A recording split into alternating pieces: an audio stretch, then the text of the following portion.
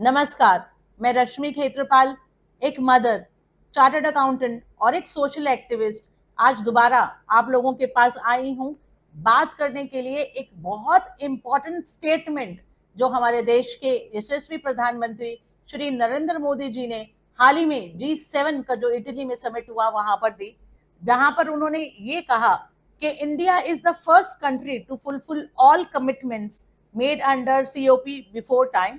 We are making every effort to fulfill our commitment to achieve the target of net zero by 2070. We could together try to make the time to become a green era.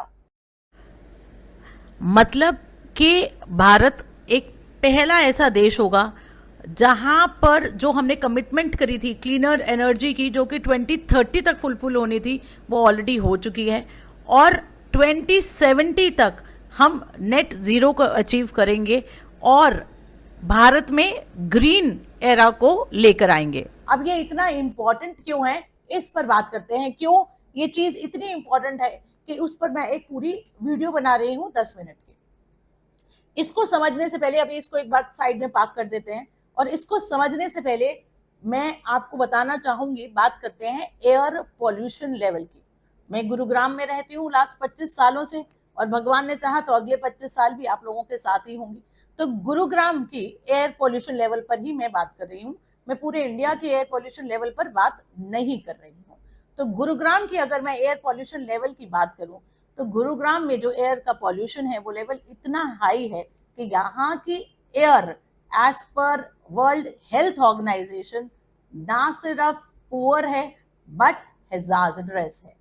और अगर मैं बात करूं नवंबर 2023, अभी कुछ महीने पहले, हमने एयर की पॉल्यूशन की क्वालिटी इतनी खराब थी कि हमें स्कूल्स जाना भी बच्चों को रोकना पड़ा. अब AQI होता क्या है?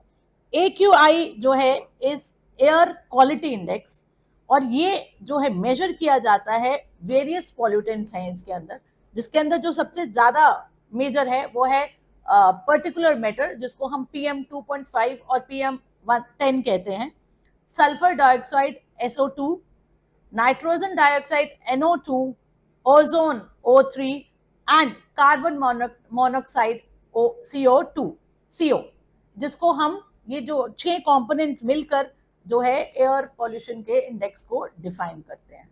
अगर जो एयर इंडेक्स है पॉल्यूशन जो इससे इंडेक्स निकल कर आता है वो 50 से नीचे है तो इसको एक गुड क्वालिटी एयर कहा जाता है. और यही इंडेक्स अगर 100 से ऊपर हो जाता है तो एयर की क्वालिटी एवरेज हो जाती है या पुअर हो जाती है.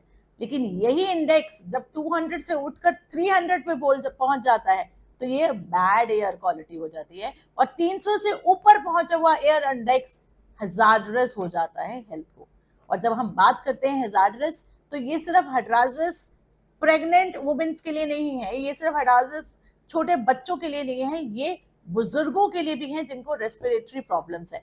और बुजुर्गों तो छोड़, हम जैसे हेल्दी इंडिविजुअल्स के लिए भी ये एयर सांस लेने लायक नहीं होती. और 300 से ऊपर AQI जाते ही बाहर निकलना मना कर दिया जाता है कि प्लीज आप बाहर नहीं निकलिए.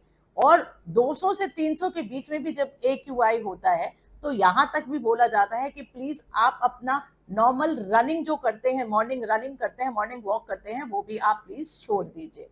अब ये जो AQI जब बढ़ जाता है तो बहुत तरह के डिसीजेस लेकर आता है, जिसमें जो कॉमन डिसीजेस हैं वो है AD, विच एक तरह का स्किन डिसीज है. प्री मेच्योर डिलीवरी लेडीज के अंदर ये प्रॉब्लम आती है. और इसी तरह बहुत सारे अर्ली हार्ट एज में हार्ट अटैक्स, रेस्पिरेटरी प्रॉब्लम्स, बहुत सारी मेजर प्रॉब्लम्स को ये लेकर आती है. और ये जो चीजें हैं ये मैं नहीं बोल रही हूँ, मैं कोई डॉक्टर नहीं हूँ. ये सारी चीजें जो मैं बोल रही हूँ ये एक रिसर्च जो कि बीजिंग ने करी है, US ने करी है और वेरियस अदर कंट्रीज ने भी जो रिसर्च करी है, उसी रिसर्च पर बेसिस में ये सारी बातें आपसे शेयर कर रही हूँ. अब हम बात करें कि चलिए ठीक है जी, एयर पॉल्यूशन लेवल हाई है तो ये एक दिन में तो हुआ नहीं होगा. इस एयर पॉल्यूशन लेवल को इतना हाई होने में बहुत साल लगे और पहले की सरकारों ने इस पर बात करना भी ठीक नहीं समझा.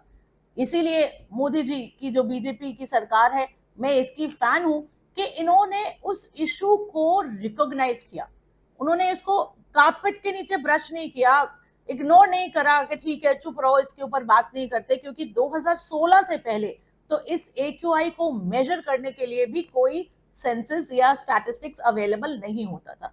ये सिर्फ 2016 के बाद है कि ये अवेलेबिलिटी ऑफ दिस, ये स्टैटिस्टिक्स अवेलेबल होने लगे क्योंकि मेजरमेंट होने लगी। हमने इसके बारे में सोचना शुरू किया क्योंकि मोदी जी की जो अप्रोच है वो बहुत क्लियर है कि पहले प्रॉब्लम को रिकॉग्नाइज करो, एक बार प्रॉब्लम रिकॉग्नाइज हो गई तो उसके सोल्यूशन पे काम करो, रीवर्क करो, रीएलोकेट करो, रिसोर्सेज यूज करके उस प्रॉब्लम को दोबारा से रेक्टिफाई किया जाए। तो अब इसके एयर पॉल्यूशन पे दोबारा बात करते हैं कि एयर पॉल्यूशन 2016 से हम मेजर करना शुरू कर पाए।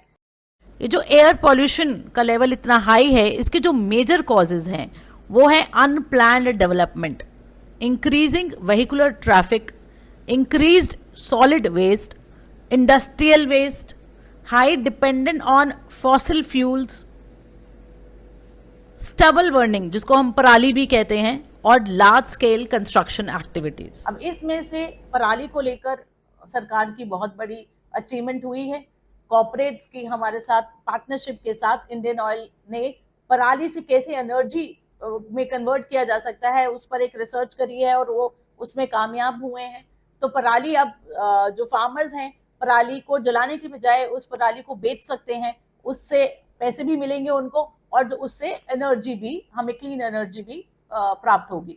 लेकिन अब बात करते हैं कि बाकी जो 3 कॉजेज बचे, तो मैं उस कॉजेज पे जाने से पहले ये पूछना चाहूंगी कि क्या पॉल्यूशन को, एयर पॉल्यूशन को कंट्रोल में करना क्या सिर्फ सरकार का काम है? क्या सिर्फ गवर्नमेंट ही इस बात के लिए रिस्पॉन्सिबल है कि गवर्नमेंट जाए और जाके कोई इसका सोल्यूशन निकाले? क्या हम नागरिक इसके लिए रिस्पॉन्सिबल नहीं है? क्या हम लोग इकट्ठे होकर आगे नहीं आ सकते? व्हीकल का जो पॉल्यूशन है हम बहुत इजीली कट डाउन कर सकते हैं। मैं ये नहीं कह रही कि व्हीकल चलाना छोड़ दो, वो प्रैक्टिकली पॉसिबल नहीं है, लेकिन व्हीकल का पॉल्यूशन कम किया जा सकता है। हम अपने यहाँ का ट्रांसपोर्ट सिस्टम, अगर लोकल ट्रांसपोर्ट सिस्टम इंप्रूव कर दिया जाए, कार पूलिंग, रेड लाइट पर आप अपनी गाड़ी को स्विच ऑफ कीजिए, क्लीनर एनर्जी की तरफ जाइए, जहां तक हो सके आप इलेक्ट्रिक व्हीकल्स यूज करें, जहां जरूरत ना हो गाड़ी ना लेके जाएं, जहां आप साइकिल से जा सकते हैं या वॉक कर सकते हैं वो आप करिए। तो ये छोटे छोटे मेजर्स हम ले सकते हैं। इसी तरह घर के वेस्ट को हम अच्छे से जलाएं नहीं, बल्कि अच्छे से कूड़े को सेग्रीगेट करके कूड़े वाले को दे, ताकि एक प्रॉपर वे में वो वेस्ट डिस्पोज हो सके और उससे भी एनर्जी की प्राप्ति हो सके। अब इसके बाद आते हैं कंस्ट्रक्शन पे। कंस्ट्रक्शन पे भी हम बहुत से ऐसे मेजर्स ले सकते हैं ताकि वहां जो पॉल्यूशन है वो हम उसको रिड्यूस कर सके, और उसका सबसे इम्पोर्टेंट तरीका है पेड़ लगाने का, ट्री प्लांटेशन। मोदी जी ने G7 के समिट में एक बहुत अच्छी बात करी। उन्होंने एनवायरनमेंट डे में एक स्लोगन हम सबको दिया, एक नया स्लोगन कि एक पेड़ मेरी माँ के नाम। ये ड्राइव उन्होंने स्टार्ट करी है और मैं इस ड्राइव को फुली अप्रिशिएट भी करती हूँ और उसके साथ मोदी जी के साथ कदम से कदम मिलाकर इस ड्राइव में साथ भी देना चाहती हूँ। और मैं चाहती हूँ कि गुरुग्राम के सारे सिटीजन, सारे नागरिक आगे बढ़ें, एक पेड़ अपनी माँ के नाम लगाएं। एक पेड़ अपनी माँ के नाम जब आप लगाएंगे तो आप सिर्फ एक पेड़ नहीं लगा रहे हो, अपनी मदर के लिए एक हमेशा के लिए, जीवन भर के लिए एक स्मृति छोड़कर जा रहे हो, क्योंकि वो जब पेड़ बढ़ेगा, फल देगा, तो कितने सालों तक वो फल देगा, तो आपकी माँ का नाम भी उसके साथ बढ़ता रहेगा। अभी हाल ही में मैं आज एक कॉर्पोरेट में इन्वाइटेड थी, जहां पर आज उन्होंने एक दिन के अंदर 10,000 पेड़ लगाए। तो मैं भी अपने माँ के नाम का एक पेड़ तो लगाकर आई हूँ, लेकिन मैं ये चाहती हूँ कि आने वाले इन कुछ दिनों में हम टारगेट बनाकर, जिसमें कॉर्पोरेट्स भी हमारे साथ जुड़े, RWS भी हमारे साथ जुड़े और दूसरे रेजिडेंट्स भी हमारे साथ जुड़े। सरकार हमारे साथ है, वचनबद्ध है कि जितना हो सके वो हमारी मदद करेगी। तो हम अगर कोशिश करके 10 लाख पेड़ गुरुग्राम में इस मॉनसून सीजन के चलते लगा सकें, तो मुझे लगता है कि ये एयर पॉल्यूशन लेवल को, AQI को नीचे लाने में बहुत सहायक होगा। तो मैं आप लोगों से सबसे ये अपील करती हूँ कि एक पेड़ मेरी माँ के नाम जो ड्राइव हमारे यशस्वी प्रधानमंत्री श्री नरेंद्र मोदी जी ने शुरू करी है, हम भी उसको आगे लेकर जाएं और एक पेड़ आप जरूर लगाएं। जहां हो सके ज्यादा पेड़ लगा सकें तो बहुत अच्छी बात है। और कॉर्पोरेट्स जहां पर बहुत आपके यहाँ पर एम्प्लॉयज काम करते हैं, तो कैसे आप अपने एम्प्लॉयज से वो पेड़ लगवा सकते हैं, कैसे हम आपकी उसमें मदद कर सकते हैं, अगर आप चाहें तो हमें जरूर बुलाएं, हम आपको कुछ सजेशंस दे पाएंगे। और सिमिलरली RWS अगर चाहते हैं कि अपने यहाँ पर पेड़ लगाना, तो आप मुझे नीचे दिए हुए नंबर पे कॉल कर सकते हैं। आपको जितने पेड़ चाहिए, 100 चाहिए, 200 चाहिए, 500 चाहिए, वो पेड़ आपको फ्री ऑफ कॉस्ट मैं सप्लाई करूंगी। ये पेड़ लीजिए। और वो पेड़ सिर्फ वो पेड़ नहीं है कि आप कुछ भी पेड़ लगा दीजिए, आपके, क्योंकि मैं यहाँ 25 सालों से रह रही हूँ, तो हर टेरेन की मुझे नॉलेज है। तो उस टेरेन के हिसाब से कौन सा पेड़ वहां पे लगना चाहिए, पीपल लगना चाहिए, नीम लगना चाहिए, जामुन का पेड़ लगना चाहिए या अमरूद का पेड़ लगना चाहिए, वो मैं भी सजेशन आपको दूंगी और वो पेड़ भी मैं आपको दूंगी। बस आपको वो पेड़ लगाना है। तो इस मौके को छोड़िए नहीं, हमारे साथ इस मुहिम में जुड़िए। आपकी बहन रश्मि खेत्रपाल की तरफ से बहुत बहुत धन्यवाद।